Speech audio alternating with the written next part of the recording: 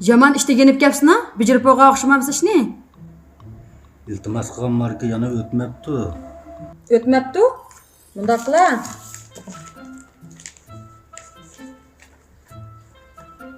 Men sana eskertip demedim mi? Logo olan xatni ayrim iltimas qilgin deb. Sen yana logo olan xatni birga iltimas qilsin ha? Sen shunday qilib ash bir necha yuz koy pulni mendan uqtutmay tejab qilib xajlamoqchi shunami? Men sana demedimmi?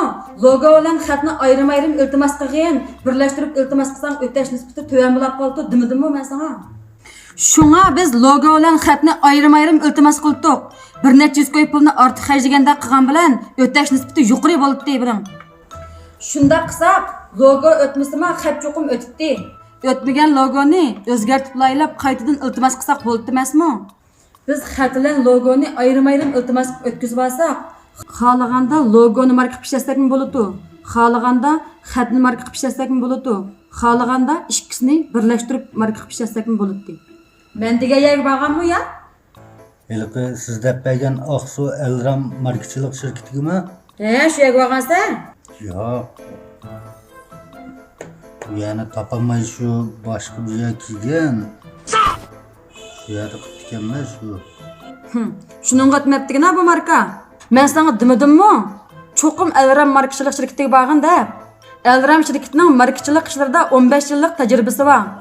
Xo'p, hozirda Elram shirkatiga berib, xatni ayrim, logoni ayrim iltimas qilib kelaman. Elram shirkatining aniq o'rnini bilmasam men yo. Men sana necha qatim deb berman. Elram şirketining o'rni Aqsu Yangi bozor Yexi Lanchinning ichida. Yana bek bilanmisan? 133 25 51 51 31. Mushu Elram şirketining hem telefon nomeri hem undidar nomeri. Mushunga telefon qilsang bo'ladi.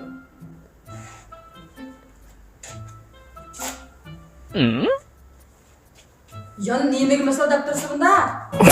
Bunda masal deb tursang, xatni boshqa iltimos qilib olsa, bizning ishimiz chatoq bo'ladi. Bo'lashdi.